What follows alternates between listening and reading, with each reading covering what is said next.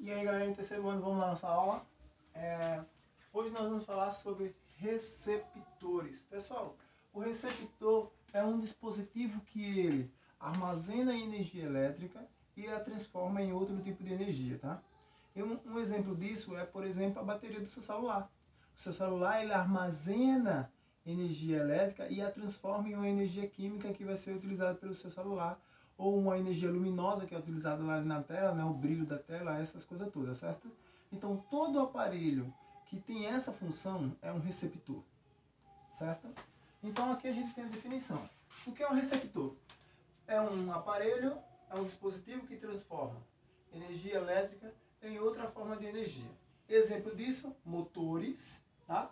Se você pegar, por exemplo, um liquidificador, ele pega a energia elétrica, transforma em energia mecânica rotacional, certo? Se você pegar ali, por exemplo, qualquer outro tipo de aparelho, ou qualquer outro tipo de motor, que ele faça essa função, transformar a energia elétrica em outro tipo de energia, ele vai ser um receptor. Também temos os aparelhos eletrônicos, tá? E aí, como aparelho eletrônico, a gente pega como exemplo o celular. É um aparelho que pega a energia elétrica e ele transforma. O seu computador, ele pega a energia elétrica e a transforma em outro tipo de energia, beleza? E aí vamos lá trabalhar com essa definição. Observe o seguinte, ó. A força eletromotriz atua no sentido contrário. Como assim, professor? A força eletromotriz trabalha no sentido contrário? Porque o receptor é diferente do gerador. O gerador por si só ele gera, ou melhor, ele transforma uma energia, né? Por exemplo, a gente pegar uma pilha, ele transforma uma energia química ali dentro, que ali dentro é uma reação química, ele transforma essa energia, essa reação química em energia elétrica, né? Que é a carga elétrica. Já o receptor não. O receptor ele recebe a energia elétrica e a transforma em outra energia. É o inverso. Por isso que a gente tem a seguinte definição, que a força eletromotriz atua no sentido contrário. E aí a gente vai ver o que se dá isso na hora da construção do gerador. Lembra que a gente fazia a representação do... Ou melhor, lembra que a gente fazia a montagem do que era um gerador? Um gerador nada mais é do que eu tinha um segmento pole, e depois eu tinha a minha resistência interna. Tá aqui o meu gerador, né? Lembra aí que na última aula online a gente fez isso. O sentido da corrente elétrica para lá, certo? Só que no meu gerador isso não acontece. Isso acontece no sentido contrário. E aí a gente vai ver no desenho. Vai ver no nosso desenho. Vamos lá continuar. Dessa forma, não é um aparelho que realiza trabalho sobre a carga elétrica, certo? Isso aqui acontece aonde? Quando é que o aparelho realiza o trabalho sobre a energia elétrica? Em qualquer aparelho que seja fornecido a energia por um gerador, tá? Isso acontece. É o aparelho que vai realizar um trabalho a partir da carga elétrica, certo? Mas nos receptores não, é o oposto. É a carga elétrica que vai realizar o trabalho sobre o aparelho, certo, pessoal? Tem em vista aí essa diferença entre as duas. É o inverso. Por isso que acontece o oposto. Por isso que a força eletromotriz é no sentido contrário, certo? E aí a gente tem o seguinte, ó. A corrente elétrica depende da resistência interna. Por que depende da resistência interna, professor? Porque a resistência interna é um dispositivo que ela atrapalha a passagem de corrente. Lembra aí? Então, quanto maior a corrente, maior vai ser a dificuldade de passagem de corrente elétrica. Então, maior vai ser a dificuldade do receptor transformar essa energia elétrica em outra energia, tá? Então, vai depender justamente da nossa resistência interna. E aí a gente tem a seguinte representação. A representação do gerador. Ou melhor, do receptor, tá? Esse aqui é o exemplo de receptor. Vou até colocar aqui do lado. Isso aqui é um receptor. Esse aqui é o meu gerador. Olha a diferença. Qual a diferença? Nenhuma. Pessoal, lembra lá aqui, ó. Esse cara aqui é menos, esse cara aqui é mais, ó. Olha a diferença de como ele está colocada lá. Olha a diferença da corrente elétrica, ó. A corrente elétrica está indo do mais para o menos. E a corrente elétrica aqui, ela vai do menos para o mais. Não é isso que acontece lá? Ó? Ela vai daqui para lá, do menos para o mais. Então, só que a corrente elétrica que vai ao contrário, do mais para o menos, certo? Então, isso aqui, ó, que é o oposto, o contrário, o oposto que a gente está falando aqui, tá? Então, tome ciência disso. Essa aqui é a montagem de um receptor. No receptor, a gente não tem uma força eletromotriz, ou seja, a gente não tem uma FEM. A gente tem uma contra-eletromotriz, tá? A gente tem uma contra-eletromotriz, já que é o contrário, contra-eletromotriz, certo? Que ela também vai ser dada em volts. Só que a representação dela na nomenclatura, no texto, nas questões, ela vai aparecer assim, ó. F100, C de contra, força contra eletromotriz, certo? Força contra eletromotriz, que é a nossa contra eletromotriz. E aí a nossa força contra eletromotriz, ela também é dada pelas definições da mesma força eletromotriz. A força eletromotriz, né, é dada em volts. A força contra eletromotriz é o trabalho realizado sobre a carga. Olha só, trabalho realizado sobre a carga. Beleza? E aí a gente sabe o seguinte, pessoal. A diferença de potencial no gerador, quando a gente estudou lá atrás, ela era o seguinte. A diferença potencial é igual a E menos RI. Lembra que a gente estudou isso? Que a diferença de potencial que chegava no dispositivo era sempre menor do que a diferença de potencial realmente gerada pelo nosso gerador. Justamente por causa da resistência elétrica que ele fazia, ele dava uma perda, né, além do ganho da diferença potencial que chegava no nosso aparelho. Já no nosso receptor, isso não acontece. Na verdade, no receptor, o receptor dá um ganho, não uma perda. Tá? Ele dá um ganho. Por isso que a diferença potencial no nosso receptor, ele é igual a força eletromotriz mais a resistência interna, vezes I. Olha só, aqui é mais, lá era menos. Então, observem as características que tem entre receptores e geradores para poder a gente trabalhar com quando apareceu os dois juntos, tá? Então, lembra disso. Então, observa o seguinte, tá? Então, a gente tem isso aqui. Essa é a equação do receptor. Essa era a equação do gerador. Eu lembro muito bem disso, que eu dei isso aí. Eu acho que na minha penúltima aula, na penúltima videoaula, eu falei sobre isso aqui. Se alguém quiser tirar dúvida, volta lá e dá uma olhada, tá? Se ninguém copiou nada, volta lá e dá uma olhada. E aí nós temos que a diferença de potencial é igual à força eletromotriz mais a resistência interna. Observa que como o sinal é mais, aqui é ganho, né? Então, a diferença de potencial lançada para o circuito vai ser igual, a partir do receptor, vai ser igual a força eletromotriz mais a resistência interna vezes a corrente. E aí a gente tem o balanço energético. A gente também fez balanço energético lá no gerador. Lembra que a gente trabalhou com a definição de potência útil, potência dissipada? Então o nosso gerador também tem a mesma definição. Ele tem potência útil, melhor, potência total.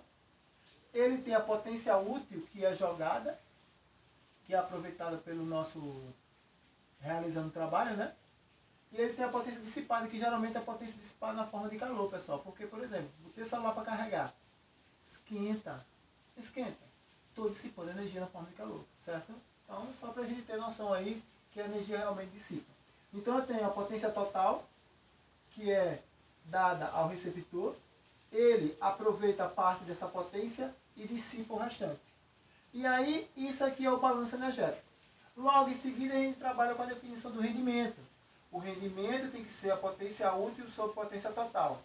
Mas potência útil é a contra-FEM, olha só, é a contra-FEM, vezes I sobre a diferença potencial vezes I, que é da potência total, né? PU aqui, ó. PU é U vezes I. PU não, PT, né? PT é U vezes I. PU é E vezes I. E PD é R vezes I. Certo? Lembra disso de lá atrás, tá? E aí a gente tem o seguinte, ó. Que aqui, como é PU sobre PT, então vai ficar E vezes I sobre U vezes I. Só que I cai com I ficando E sobre U. Tá, pessoal? E sobre U. Observe que nesse caso aqui, ó, eu posso ter um receptor ideal, que é uma situação impossível de acontecer, porque por definição física, eu não tenho nenhum aparelho que seja considerado realmente ideal. Mas observe o seguinte, se R, se a resistência interna do meu receptor for igual a zero, isso significa que U vai ser igual a E. Direto, né? Porque 0 vezes I dá 0. Então, U vai ser igual a E. E por definição, E, que é igual a U dividido 2 números iguais, dá 1. Então, quando o meu rendimento é igual a 1, eu tenho uma situação que é ideal. Lembra que a gente viu isso lá atrás também, tá, pessoal? A gente também discutiu essa situação lá atrás. Só que é impossível ter a condição ideal, tá? Mas aí eu teria o nosso receptor ideal quando o meu rendimento fosse de 1, que é de 100%. Certo? Eu espero que todo mundo tenha entendido aqui o breve resumo que eu fiz, né? Eu coloquei aqui porque geralmente física tem uma coisinha a mais para a gente falar sobre ela, para a gente demonstrar para vocês. Então, eu gosto geralmente de copiar, que não é a mesma coisa de matemática, né? Matemática é mais conta ali em si. E aí, para mostrar que a gente conseguiu entender um pouco sobre isso, eu queria fazer um exercício com vocês. O exercício é o seguinte, vamos lá ao exercício. Eita, vou dar uma pausa aqui e depois eu vou continuar, tá? Vou voltar com ele escrito. Vamos lá, né? Voltando. Pessoal, a questão é a seguinte, ó. Um motor elétrico recebe a potência de 1000 watts. Aqui, ó. 1000 watts. É a nossa potência total, né? Que é a potência que ele recebe, 1000 watts. Aí, sob tensão de 110 volts. Então, eu coloquei um receptor numa rede elétrica de tensão de 100 volts. Ele está recebendo uma potência de 1000 watts. Sabendo que a potência dissipada internamente é igual a 200 watts. Ou seja, ele está esquentando de tal forma que ele está ali dissipando 200 watts de potência. Aí ele quer saber quem é a resistência interna, certo? Ele quer saber quem é a fém do motor e ele quer saber qual é o rendimento do motor. Então vamos lá calcular cada um desses caras aí, tá? Por definição da potência total, certo? Eu tenho o seguinte aqui, ó. Eu tenho o quê? Potência é igual a U vezes o I. Potência total, né? Potência total. Lembra que eu tenho a tensão, que eu tenho a potência. Então eu tenho que 1000 é igual a 100 vezes I. Logo, o I é igual a 1000 sobre 100. Com isso, eu encontro uma corrente de 10 amperes. Ora, se eu encontrei a corrente, que é de 10 amperes, eu posso encontrar, a partir da fórmula da potência dissipada. Quem lembra qual é a fórmula da potência dissipada? R vezes I. R vezes I ao quadrado, tá? Desculpa, eu esqueci de colocar lá. R vezes I ao quadrado. E aí eu vou substituir. Então eu tenho potência dissipada, que é 200, que é igual a R vezes 10 ao quadrado. Logo, R é igual a 200 sobre 100, né? 10 ao quadrado é 100. R é igual a 2 ohms. Tá aí a nossa primeira letra. A resistência interna é de 200 ohms. Certo, pessoal? Vamos para a letra B. A letra B, ele quer saber qual é a fém do motor. Ora, se ele quer saber quem é a fém do motor, basta a gente calcular pela definição aqui. Potência total é igual a potência útil mais a potência dissipada. Certo? Vou calcular a potência útil, né? Então, potência útil é igual a potência total menos a potência dissipada. Então, potência útil vai ser igual a 1000 menos 200. Logo, potência útil é igual a 800 ohms. Só que potência útil é E vezes I. Não é E vezes I, né? Que é 800. Logo, E vezes 10 é igual a 800. logo E é igual a 800 por 10, certo isso? Logo E é igual a 80 volts. 80 volts. E aí ele quer saber qual é o rendimento. O rendimento é o mais fácil, né, pessoal? Porque se ele quer o rendimento pode ser a potência útil sobre a potência total. Rendimento é igual. O que é a potência útil? Potência útil, potência total, 1000, né? Logo, rendimento é igual a 0,8 vezes 100 para transformar em porcentagem. Nosso rendimento é 80%. Simples e fácil, tá? Encontrei aí as 3 situações da minha questão de forma bem simples, trabalhando com as relações que ele me deu, certo? Não tem bicha de cabeça nenhuma. Eu só preciso entender o que é que acontece no meu receptor para poder chegar aí a essas definições que ele nos mostra. Beleza, pessoal? Vou passar uma lista de questões para vocês, certo? Para que vocês possam resolver. E na nossa aula a gente discute aí os exercícios que eu vou passar para vocês e mais algumas coisas, beleza?